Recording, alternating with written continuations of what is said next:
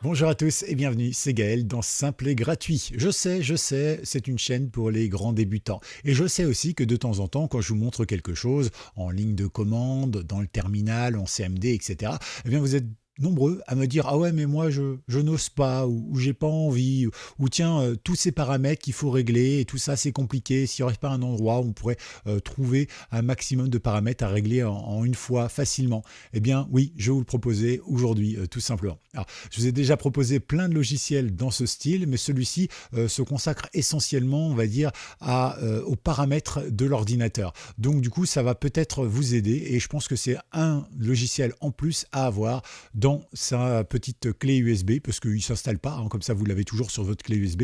C'est vachement pratique. Alors n'hésitez pas, en plus il est 100% en français, l'aide est très claire, voilà, donc on ne va pas passer notre temps à tout explorer, à tout voir. Je vais simplement vous donner quand même quelques indications sur les choses qu'il vaut mieux pas modifier si on n'est pas très sûr. Mais voilà, globalement, vous suivez le tuto et ça va bien se passer comme disait Gérald Darmanin. Vous êtes prêts? Alors avant toute chose, vous likez. Bien sûr, ça permet de promouvoir cette chaîne, cette vidéo et ça me dit merci. Et puis n'hésitez pas non plus à vous abonner à la newsletter comme évidemment vous abonner à la chaîne directement. Alors pour la newsletter, le lien est dans la description. Aujourd'hui, je vous emmène voir Sophie. Sophie App évidemment ici. Je vous mets le lien dans la description et vous allez voir que c'est un petit logiciel tout simple, hein, en français en plus, qui va vraiment vous permettre de pouvoir découvrir tous les petits paramètres et pouvoir les régler très facilement en activant ou désactivant les choses. On va faire le petit point ensemble quand même, c'est important. Donc on va aller ici dans Release. Ici, là, vous prenez la section Release ici et vous prenez la dernière version qui est en date. Une fois que vous êtes dessus, vous pouvez cliquer. Donc en bas, par exemple, Sophie App ici. D'accord, vous cliquez dessus, hop, vous attendez 2 secondes et ici, hop, vous mettez par exemple dans tuto. Bon, moi je l'ai déjà, donc on va le laisser là, mais vous cliquez sur enregistrer. Une fois que c'est fait, bien évidemment, hop, eh bien vous allez dans votre dossier où on retrouve tuto, téléchargement, voilà, là où vous l'avez mis. Un petit clic droit dessus et vous faites ouvrir par exemple si vous avez envie, ou bien vous pouvez faire tout simplement un petit clic droit et exporter tout par exemple. On va faire comme ça même ceux qui n'ont pas d'autre logiciel que celui de Windows, ça fonctionne. Là ça l'ouvre automatiquement, donc ici je peux le fermer puisqu'il est là. D'accord? Donc ici, on va pouvoir double-cliquer dessus et le voilà qui est ouvert. On a 3 choses à l'intérieur. On a l'exécutable, c'est-à-dire le programme. On a ici un fichier de configuration qui va donc se souvenir des paramètres que l'on va faire, hein, donc c'est quand même plutôt bien. Et puis ici, on va avoir un fichier bin qui va servir effectivement à garder tous les à faire fonctionner le logiciel tout simplement. Donc faut pas toucher à ça, faut pas toucher à ça et vous pouvez cliquer là. Vous remarquerez ici, je zoome un peu, mais vous avez un espèce de logo bleu et jaune. En général, ça veut dire qu'il faut le lancer en mode administrateur. Pour ce faire, un petit clic droit dessus et vous allez ici dans exécuter en tant qu'administrateur. On clique dessus et hop, on fait oui et c'est parti, mon kiki. Voilà. Hashtag humour, bien sûr. Alors, on va baisser ça, on n'en aura plus besoin. Ici, maintenant, ce qu'on va faire, eh bien, c'est déjà accepter la chose. Alors, porteuil, ce qui m'embête, voilà. Ici, donc, il nous dit, voilà, attention, Windows peut avoir été compromis, machin, truc, etc. Réinstaller le système d'exploitation au cas où. Alors, en gros, le système, le message, il nous dit quoi? Il nous dit que globalement, ici, vous allez pouvoir modifier des paramètres qui parfois sont des paramètres de sécurité ou de stabilité. Hein, vous pouvez choisir par exemple d'augmenter la vitesse ou de réduire ou d'augmenter la sécurité, etc. Et donc ça peut entraîner des modifications sur vos drivers, sur votre programme, etc. Donc c'est pour ça que je vais vous faire ce petit tuto, c'est surtout pour vous montrer ce qu'il vaut mieux pas toucher, tout simplement. Donc la première chose, c'est que si vous voulez utiliser le logiciel, vous êtes obligé d'accepter. Ici, on accepte, on attend la lecture du paramètre, là il scanne notre ordinateur tout simplement.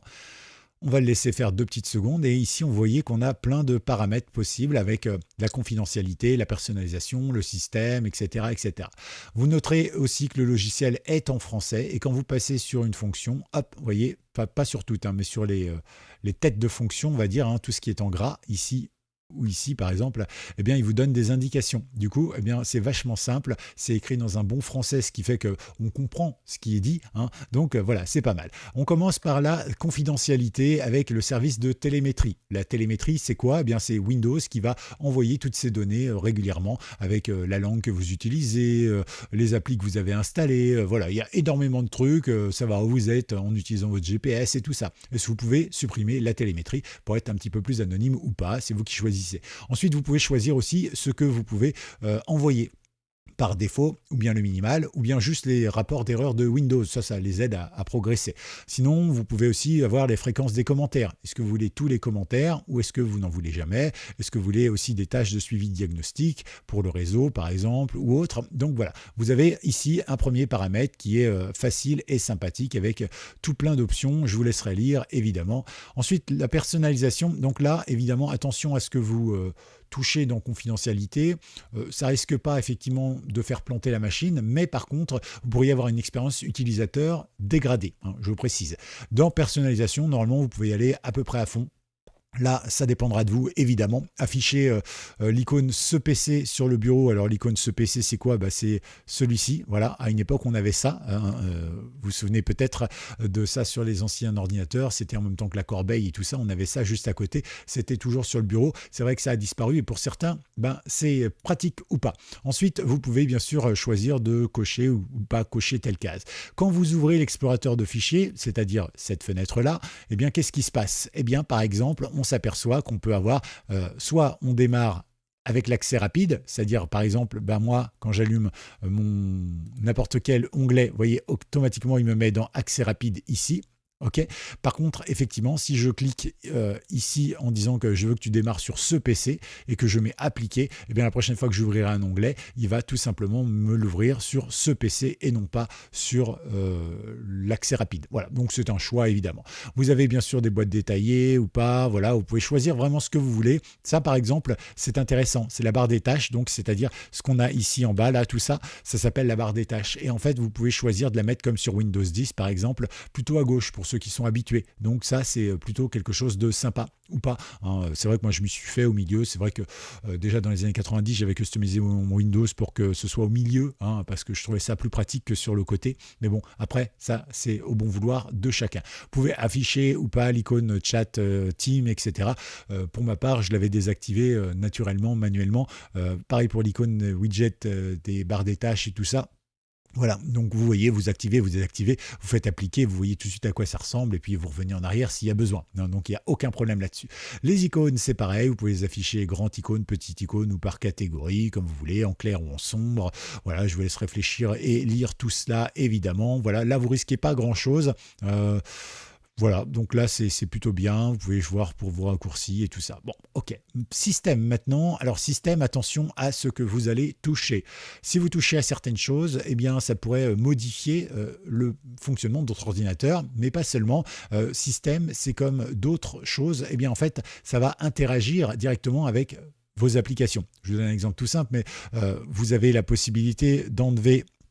Vous voyez par exemple des services ici comme Microsoft Visual C++ 2015-2022 par exemple ou autre. Eh bien moi vous voyez j'ai des logiciels par exemple audio ici ou des logiciels vidéo et tout ça. Eh bien ces logiciels s'appuient sur ces packages. Ce qui fait que si je les désinstalle en me disant ça ne sert à rien, je ne m'en sers pas de ça. Non, ça fonctionne avec vos logiciels. Du coup, vos logiciels ne fonctionneront plus. Vous serez obligé de les réinstaller. Bon, c'est pas grave, vous vous rendez ici, vous cliquez sur installer et ça les réinstallera. Mais c'est vrai que c'est une perte de temps. Oui, mais il peut y avoir plein de petites choses comme ça. Donc, si vous n'êtes pas sûr, ne cliquez pas.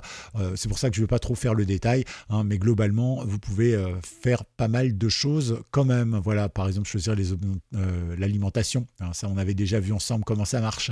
Voilà, remplacer les méthodes de saisie par défaut. Si vous souhaitez utiliser toutes les langues ou seulement l'anglais. Voilà, bon, nous, l'anglais, on va éviter en général.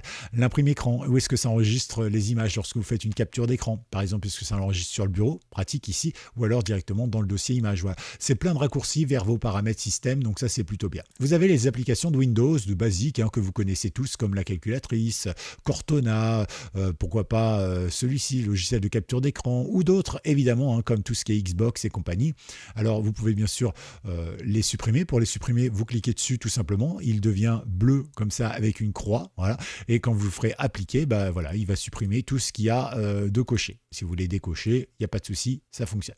Alors attention encore une fois à ce que vous allez défaire, tout simplement parce que certaines choses, comme par exemple, eh bien, tout ce qui est Xbox et tout ça, si vous utilisez le son sur votre ordinateur, alors attention, je ne parle pas d'utiliser le son sur, voilà, pour écouter de la musique ou quoi que ce soit, mais plutôt si vous utilisez le son pour enregistrer des vidéos, faire des captures d'écran vidéo et tout ça, vous pourriez avoir besoin, si vous voulez enregistrer ce qui se passe sur l'ordinateur, pas seulement du micro, hein, mais globalement sur l'ordinateur, d'avoir justement toute cette partie Xbox activée parce que la barre de son, elle est inclue dans l'application Xbox. Vous voyez, donc il y a pas mal de choses. Il faut faire attention encore une fois, mais encore une fois, si ça marche plus, eh ben, vous réinstallez. C'est pas très compliqué. Mais voilà, faut pas stresser. Hein. Ensuite, vous avez tout ce qui est jeu. Voilà, c'est ce que je vous disais, la barre de jeu Xbox avec les conseils et tout ça. Alors les conseils, vous n'avez peut-être pas besoin, mais voilà, ça peut servir. Et puis si vous avez un GPU suffisant, normalement, vous pourrez accéder à cela. Moi, ça marche pas, évidemment. Pour la tâche planifiée. Alors les tâches planifiées, hein, vous vous souvenez peut-être, je vous avais fait une vidéo.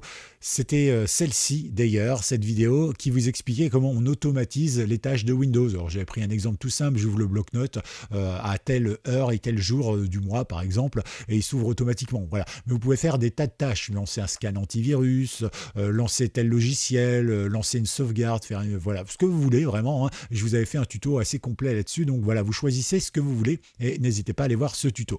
Bref, si vous voulez vous avoir des tâches, alors là c'est des tâches que lui a déjà choisies et qu'il vous propose tout simplement. Donc si vous voulez une tâche qui nettoiera Windows automatiquement, vous cliquez dessus. Si vous voulez une tâche qui nettoie les dossiers de téléchargement et de mise à jour Windows, vous mettez oui. Si vous voulez un nettoyage des dossiers temporaires, vous mettez oui. Voilà, et vous faites appliquer après et hop, vous allez voir que ces tâches vont se mettre automatiquement dans votre planificateur de tâches ici et vous allez donc pouvoir à ce moment-là tout simplement avoir ces tâches qui vont s'exécuter. Mais le fait aussi d'avoir un raccourci vers l'outil de planificateur, ça peut être sympa également, comme ça vous allez pouvoir planifier vos tâches également. Donc ça c'est vraiment bien et c'est vrai que ça simplifie la vie, on gagne énormément de temps.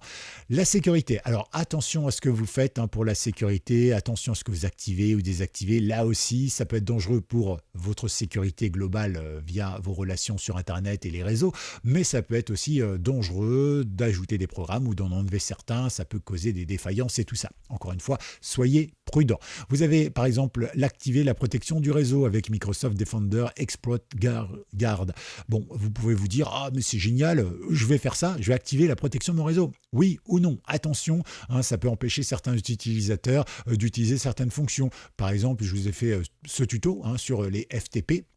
Donc l'occasion de transformer votre ordinateur avec un petit dossier à l'intérieur et ce petit dossier en fait il sera accessible depuis votre smartphone ou depuis un autre ordinateur partout dans le monde, bien sûr de manière sécurisée et tout ça. Donc je vous ai fait ce long tuto qui est pas à pas, vous pouvez le réaliser, ça marche très bien, mais c'est vrai que le problème c'est qu'effectivement avec ce genre de choses, vous risquez si vous activez ce genre de choses de faire en sorte que ce genre de système que vous utilisez ne fonctionne plus. Voilà, ça peut être plein de trucs, il faut faire attention évidemment. Donc là aussi, faites très attention et lisez bien tout ce qu'il y a dessus. Voilà, je pense que c'est important parce que c'est vrai que forcément là il en va de votre sécurité et de celle de vos données et de votre ordinateur. À la limite l'ordinateur s'il est capote parce qu'on a géré un truc dans le système, c'est pas grave. Mais si on perd nos données, ça c'est pas très grave encore, mais si on s'est fait voler, ça c'est beaucoup plus grave.